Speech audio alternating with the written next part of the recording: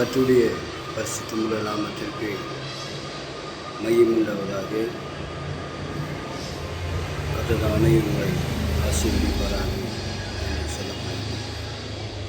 இன்றைக்கு கிறிஸ்தவ வாழ்க்கையில் கர்த்தர் கிறிஸ்தவத்தில் மிகவும் சிரமப்படுகிறதான ஒரு காரியம்.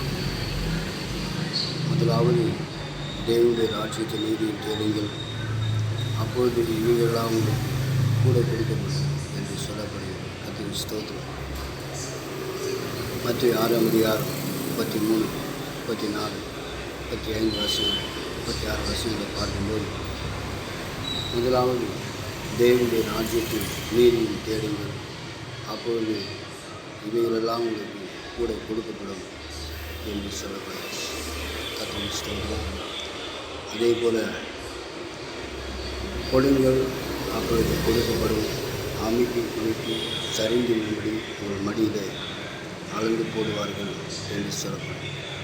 ஆகவே அநேக கிறிஸ்தவர்கள் விசுவாசிகள் சொல்லுங்கள், ஊழியக்காரர்கள் சிரமம் இருக்குது, சிரமமில்லாத ஊழியக்காரங்க நம்ம ஒன்றும் சொல்ல முடியல, அது கஷ்டம், அது கர்த்தர் பார்த்துக்கொள்வார்.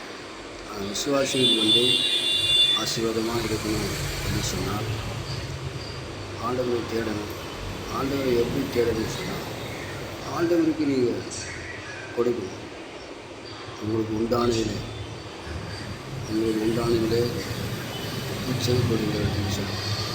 உங்களுக்கு உண்டானதில் ஆண்டவரின் ஊழியம் செய்வதற்கு என்று சொல்லப்படும்.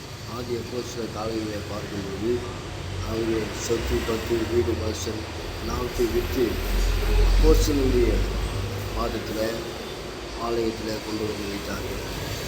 ஆனாலும்